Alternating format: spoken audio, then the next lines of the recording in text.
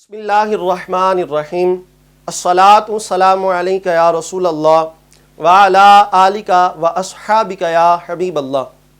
आशिकान कुरान और आशिकान रमज़ान, इनके लिए एक अजीम शान खुशखबरी, और वो क्या है? मेरे मुस्तफ़ा सल्लल्लाहु अलैहि वसल्लम का फरमान। हुज़ूर अलैहिस्सलाम ने इरशाद फरमाया, आका फरमाते हैं कि रमज़ान और कुरान क़यामत के रोज़ शफ़ाअत करेंगे। रोज़ा रमज़ान ये शफ़ाअत करेंगे रोज़ादार के लिए। रमज़ान अर्ज़ करेगा, मौला मैंने सारा दिन तेरे इस बंदे को खाने पीने से रोका, मेरी शफ़ाअत इसके हक़ में कबूल फरमा।